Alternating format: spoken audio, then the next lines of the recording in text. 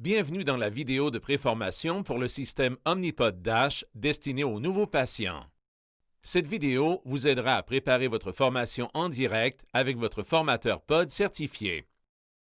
Pour votre sécurité, il est important que vous ne commenciez pas à utiliser votre système Omnipod Dash tant que vous n'avez pas suivi la formation en direct et reçu vos réglages d'insuline personnalisés de votre professionnel de la santé. Cette vidéo vous donnera un aperçu du système Omnipod Dash pour améliorer votre formation en direct.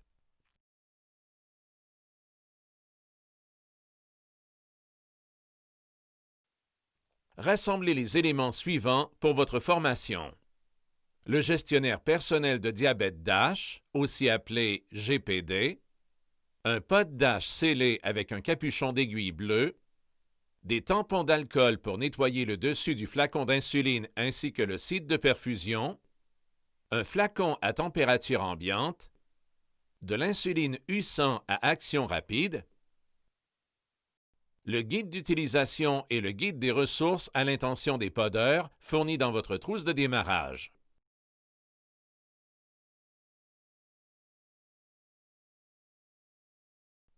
Le GPD contrôle toutes les fonctions du pod. Il est équipé d'un écran tactile comme un téléphone intelligent. L'écran d'accueil comporte 3 onglets principaux: tableau de bord, débit basal et InfoPod. Pour utiliser le GPD Omnipod Dash, vous aurez principalement à appuyer et glisser sur l'écran. Les champs que vous pouvez modifier sont soulignés ou encadrés. Pour modifier un champ, appuyez dessus. Un clavier, un pavé numérique, un curseur ou une molette de défilement apparaîtra. En naviguant sur le GPD, vous rencontrerez également des boutons, des cases à cocher, des boutons d'options et des listes déroulantes. Des icônes d'options apparaissent sur le côté droit de certaines listes. En appuyant sur l'une de ces icônes, vous obtiendrez une liste d'options pour l'élément de la liste situé sur la même ligne. Les boutons de retour à l'écran ainsi que le bouton du triangle sous l'écran du GPD peuvent être utilisés pour revenir à l'écran précédent. Les boutons du cercle et du carré sous l'écran n'ont pas de fonction. Le bouton Bolus, visible au bas de l'écran, est accessible depuis n'importe quelle vue de l'écran d'accueil. Pour accéder à d'autres paramètres, appuyez sur l'icône du menu dans le coin supérieur gauche de l'écran.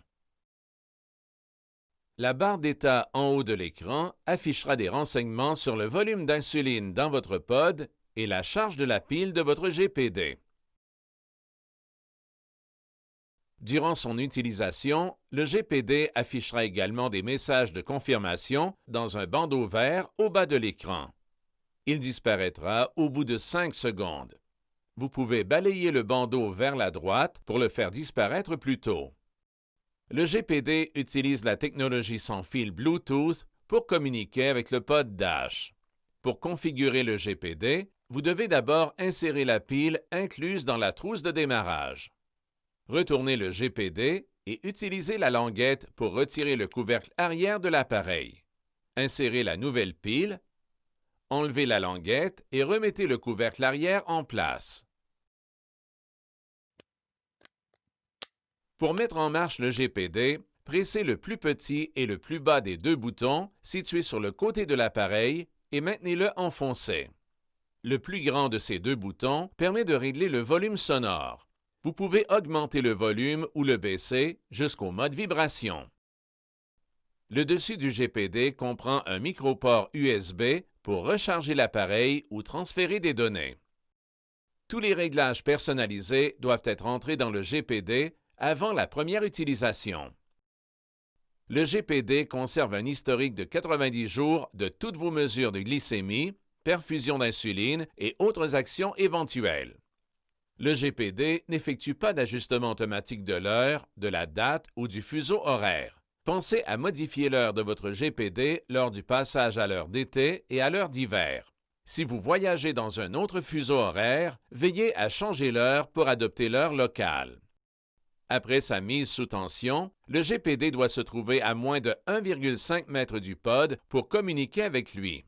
Une fois programmé, le pod n'a pas besoin de se trouver à proximité du GPD pour délivrer le débit basal. Comme un téléphone intelligent, le GPD est rechargeable.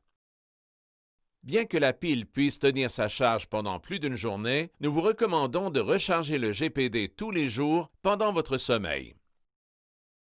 À la différence du pod, le GPD n'est pas étanche. S'il est mouillé, endommagé ou exposé à des températures extrêmes, veuillez communiquer avec le service à la clientèle pour connaître la procédure à suivre.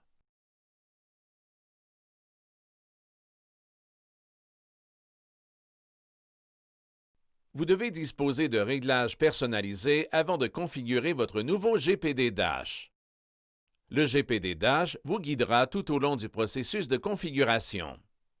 Lisez attentivement chaque écran et assurez-vous de retrouver et d'entrer les bonnes valeurs. Les réglages seront établis avec votre professionnel de la santé. Pour votre sécurité, ne paramétrez pas votre GPD sans d'abord discuter des réglages avec votre professionnel de la santé et obtenir vos réglages personnalisés. Le GPD vous informera que la configuration est terminée.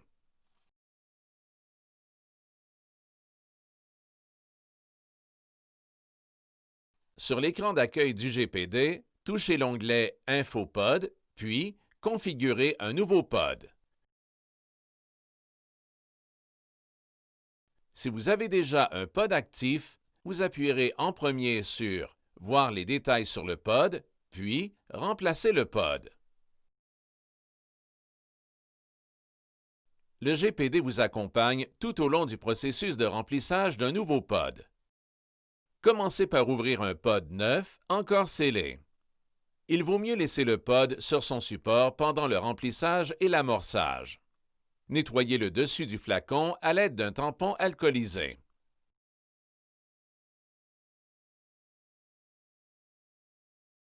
Assemblez la seringue de remplissage en vissant l'aiguille sur la seringue et retirez le capuchon protecteur avec précaution.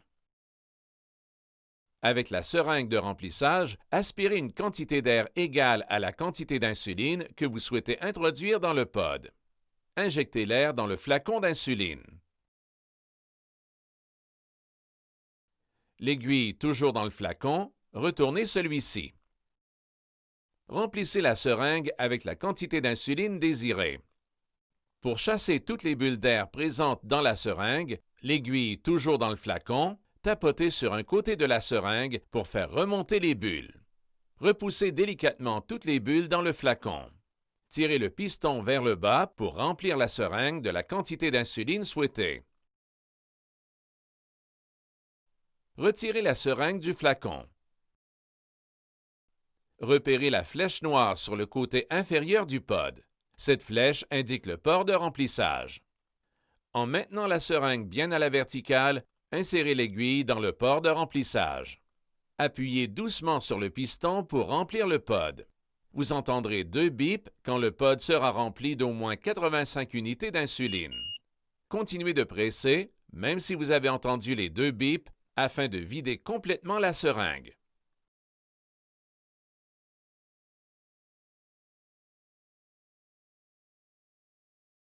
Après avoir rempli un nouveau pod, placez-le, toujours dans son support, à côté du GPD, de manière que le support et le GPD se touchent. Touchez « Suite » sur le GPD.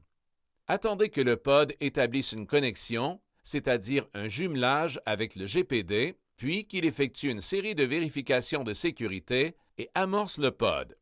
Le GPD émettra un signal sonore pour indiquer que le pod est jumelé et prêt à l'emploi.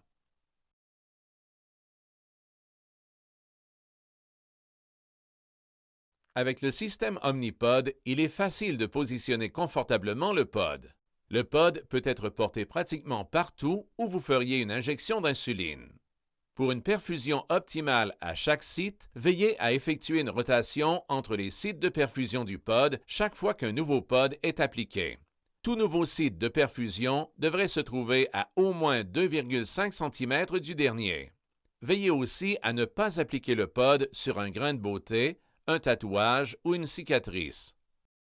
Pour votre confort, lorsque vous choisissez un endroit, placez le pod à au moins 2,5 cm de votre taille. Lorsque vous placez le pod sur l'abdomen, assurez-vous qu'il se trouve à au moins 5 cm de votre nombril. Si vous placez le pod sur un bras ou une jambe, orientez-le verticalement pour votre confort. La fenêtre d'observation du pod peut être vers le haut ou vers le bas. Si vous mettez le pod sur le dos, l'abdomen ou les fesses, placez-le en position horizontale ou légèrement relevé pour votre confort.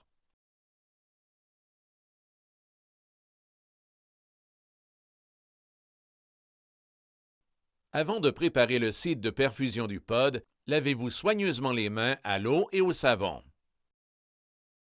Pour que le pod adhère adéquatement, nettoyez le site d'application avec un tampon alcoolisé. Laissez la peau reposer et sécher complètement à l'air libre avant d'appliquer le pod. Assurez-vous que la peau au site de perfusion est exempte de résidus de savon ou de lotion et qu'elle n'est pas couverte de poils qui peuvent empêcher le pod de coller. Il est possible que vous ayez à raser la région du site de perfusion avant d'y appliquer le pod. Certaines personnes estiment que l'ajout de préparation pour la peau améliore leur expérience de port du pod, surtout pendant les mois chauds et humides et les périodes d'activité intense. Votre formateur pod certifié peut discuter de ces produits plus en détail au cours de votre formation en direct.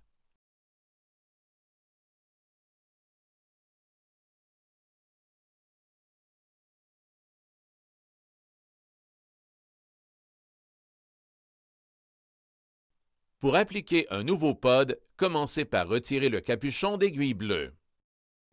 En tirant sur les languettes, enlevez le papier blanc qui recouvre l'endos adhésif et jetez-le. Appliquez délicatement le pod sur le site de perfusion choisi en vous assurant de bien le positionner. Essayez de le placer à plat en épousant bien la peau afin d'éviter la formation de plis au contact de l'adhésif. Après avoir appliqué le pod sur la peau, pressez le contour de la couche adhésive avec le doigt afin de vous assurer que le pod reste en place. Les lotions, crèmes et huiles corporelles peuvent empêcher l'adhésif de bien coller. Évitez d'en appliquer près du site de perfusion.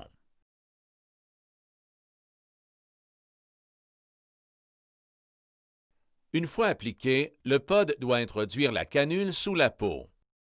Si vous avez choisi un site de perfusion où la peau est mince, envisagez la méthode du pincement pour réussir l'insertion de la canule. Avec la méthode du pincement, placez votre main au-dessus du pod et pincez délicatement une grande zone de peau autour de la fenêtre de visualisation du pod.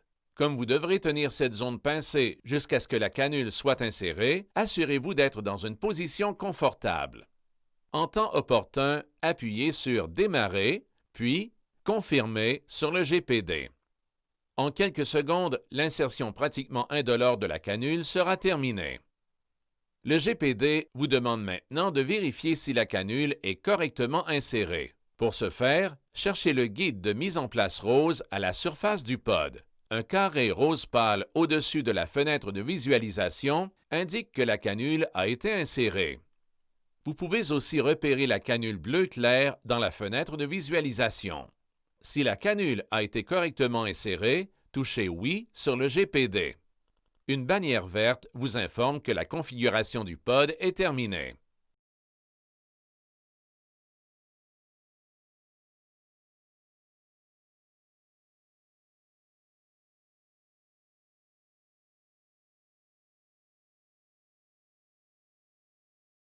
Pour consulter votre glycémie, entrez manuellement la valeur relevée par votre glucomètre dans le GPD Omnipod Dash. Vous pouvez renouveler l'opération aussi souvent que vous le voulez. Il est important de consulter votre glycémie régulièrement au fil de la journée. Après avoir lu votre glycémie sur le glucomètre de votre choix, vous pouvez l'entrer en programmant un bolus ou encore la conserver dans l'historique du GPD. Dans les deux cas, cette valeur de glycémie reflètera la date et l'heure auquel vous l'aurez entrée dans le GPD.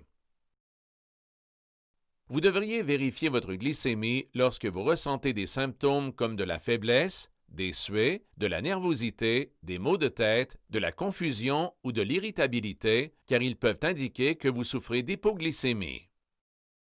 Vous pouvez aussi vérifier votre glycémie lorsque vous avez retardé un repas après avoir pris de l'insuline et lorsque votre professionnel de la santé vous conseille de le faire.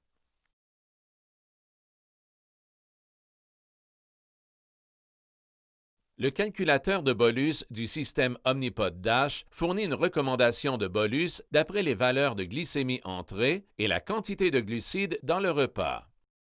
Le bouton Bolus est accessible dans l'écran d'accueil. Pour commencer, appuyez sur ce bouton. Si vous connaissez déjà la quantité d'insuline à administrer, touchez le champ Bolus total, entrez cette quantité, puis appuyez sur la coche. Si vous préférez que le calculateur de bolus calcule la dose de bolus, touchez le champ Entrée glucides. Entrez les grammes de glucides et appuyez sur la coche. Ensuite, entrez une mesure de glycémie en appuyant sur Entrer la glycémie.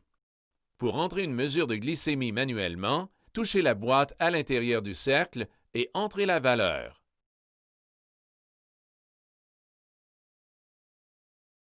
Vous pouvez aussi utiliser la roue coulissante le long du cercle pour entrer une mesure de glycémie. Si vous voulez annoter la mesure de glycémie, touchez Ajouter des marqueurs, puis appuyez sur un marqueur. Appuyez à nouveau pour annuler la sélection d'un marqueur. Vous pouvez ajouter jusqu'à 4 marqueurs. Touchez Ajouter au calculateur et vous verrez la valeur de glycémie que vous avez entrée. Consultez les bolus repas et les bolus de correction recommandés à droite de chaque valeur. Appuyez sur Confirmer. Consultez les détails sur le bolus dans l'écran de confirmation du bolus. Appuyez ensuite sur Démarrer pour commencer le bolus.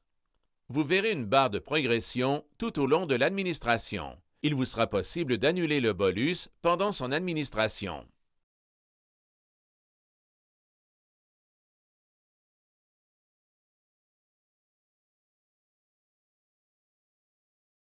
Veuillez noter qu'il n'est possible d'activer un débit d'insuline basale temporaire que si le débit basal temporaire est sélectionné dans les réglages. Pour activer le débit basal temporaire, touchez l'icône du menu, puis appuyez sur Réglages et Débit basal et basal temporaire.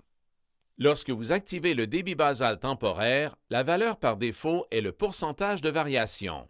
Si vous souhaitez la modifier en un débit fixe en unités par heure, appuyez sous Débit basal temporaire et choisissez Débit fixe. Pour définir un débit basal temporaire, touchez l'icône du menu. Sélectionnez Définir un débit basal temporaire. Entrez le débit basal et la durée du débit basal temporaire choisi dans une plage de 30 minutes à 12 heures. Le graphique du débit basal temporaire proposé changera dans le programme basal actif. Appuyez sur Confirmer pour continuer, puis vérifiez les paramètres du débit basal temporaire. Pour activer le débit basal temporaire, touchez Activer, puis Activer à nouveau.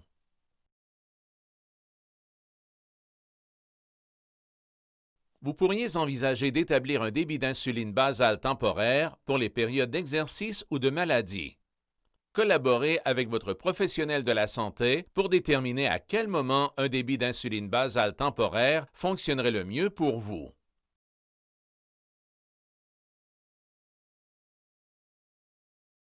Avant d'effectuer toute modification à un programme basal actif, il peut être utile de faire la liste de tous les segments basaux de votre programme basal. Vous pouvez le faire dans les pages qui se trouvent à la fin du guide d'utilisation du système Omnipod DASH ou du guide des ressources à l'intention des podeurs.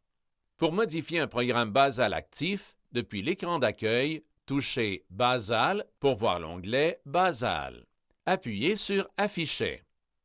Sélectionnez le programme basal actif.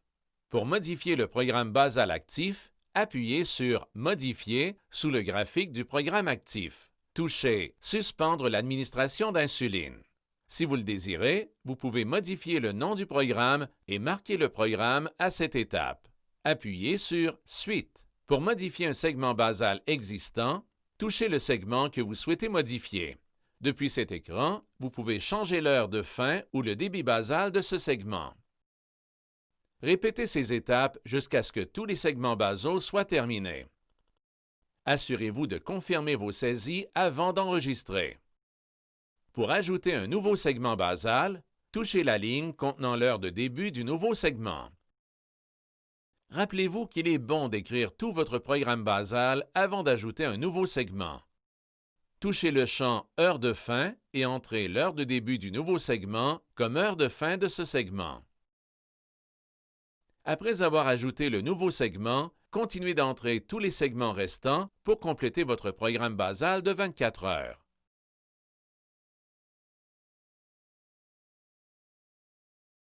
Assurez-vous de confirmer vos saisies avant d'enregistrer.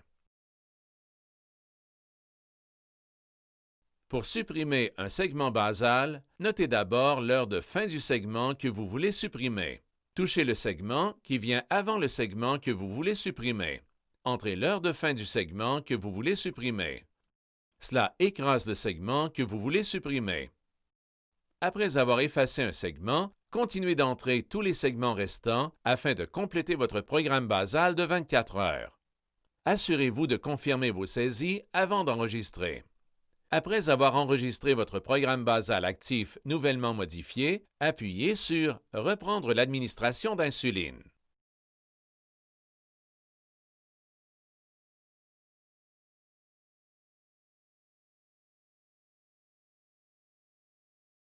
Les remplacements de pod sont requis pour plusieurs raisons, principalement à cause d'un réservoir vide ou d'un niveau bas. Le pod peut contenir jusqu'à 200 unités d'insuline. Quand le réservoir du pod contient moins de 50 unités d'insuline, l'icône sur la barre d'état du GPD change afin d'indiquer la quantité exacte d'insuline restante. Le GPD vous avertit que le niveau d'insuline est bas dans le réservoir et recommande un changement de pod. Vous devez aussi changer votre pod lorsque celui-ci expire. Un pod actif expire après 72 heures, soit environ 3 jours d'utilisation. Le GPD vous avertit que le pod vient d'expirer. Essayez de changer le pod dès qu'il expire, mais si, pour une raison ou une autre, vous ne pouvez pas le changer tout de suite, ça va, pourvu qu'il reste encore de l'insuline dans le pod. Remplacez le pod chaque fois qu'il est retiré du site de perfusion. Que le retrait du pod soit prévu ou imprévu, il est important de remplacer ce pod dès que possible. Finalement, vous devrez remplacer le pod si une alarme de danger retentit. Pendant cette alarme, le GPD vous dit de remplacer le pod.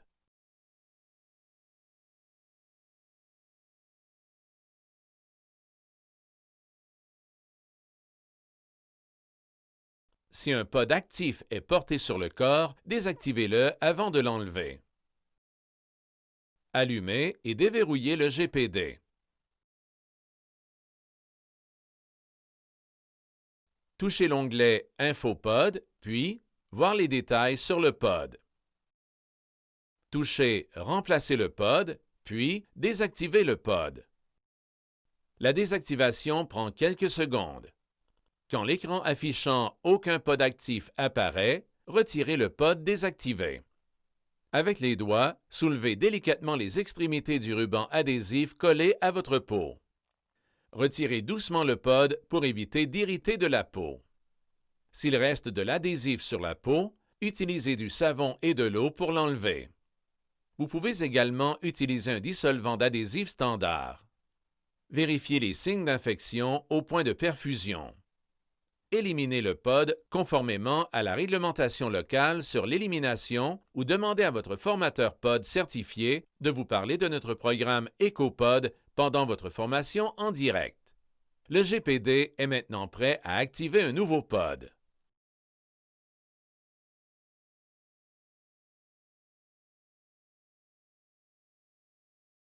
Le système Omnipod Dash a plusieurs façons de vous avertir que quelque chose requiert votre attention ou une action. Le pod et le GPD vous interpellent avec des bips ou une sonnerie continue.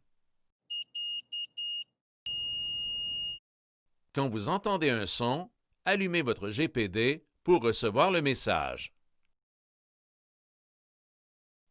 Alarme de danger et d'alerte. Les alarmes de danger sont des alarmes de haute priorité. Elles vous informent qu'un problème sérieux est arrivé.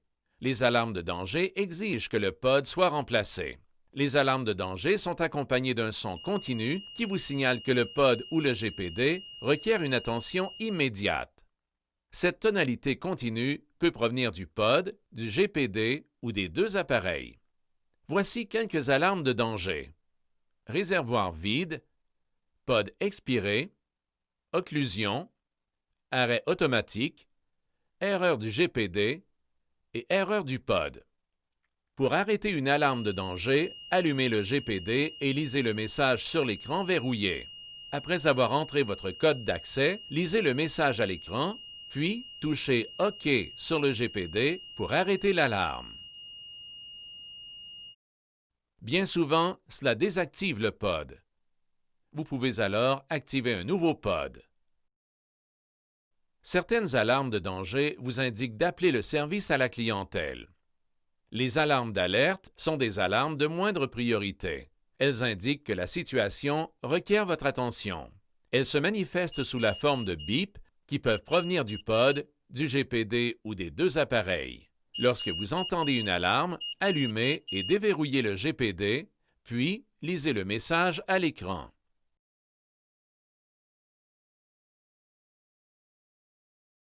Voici quelques alarmes d'alerte. Pod expiré, réservoir bas, arrêt automatique, pile du GPD faible et reprendre l'administration d'insuline. Si vous attendez trop longtemps avant de traiter une alerte, elle peut devenir une alarme de danger. Notification ou rappel. Les notifications sont un type de rappel qui peut être personnalisé en fonction des routines quotidiennes. Les notifications vous rappellent que le pod est bientôt périmé, que vous n'avez pas de pod actif, quand vous devez prendre votre glycémie après un bolus et quand vous avez oublié un bolus. Vous avez même la possibilité de créer vos propres rappels. Vous avez le choix de désactiver certains de ces rappels selon vos préférences. Pour personnaliser ces notifications, allez dans les réglages du GPD et touchez « Rappel ». Erreurs de communication. Les erreurs de communication sont généralement émises quand le GPD est trop loin du pod ou que la communication est interrompue par des interférences extérieures. Le GPD peut vous informer de cela en affichant 2 tirets dans la barre d'état. Ces tirets sont communs et indiquent des erreurs qui peuvent être résolues. Si le GPD ne parvient pas à se connecter au pod, vous recevrez une erreur de communication avec le pod. Si vous recevez de tels messages, réessayez d'effectuer votre action, annulez-la ou remplacez le pod si la communication ne peut pas être rétablie. Cette vidéo a passé en revue les principales fonctions du système Omnipod Dash pour vous aider à vous préparer à votre formation en direct. Nous espérons que vous vous sentez prêt et enthousiaste pour votre formation en direct avec votre formateur pod certifié. Bonne chance et bienvenue dans la famille des podeurs.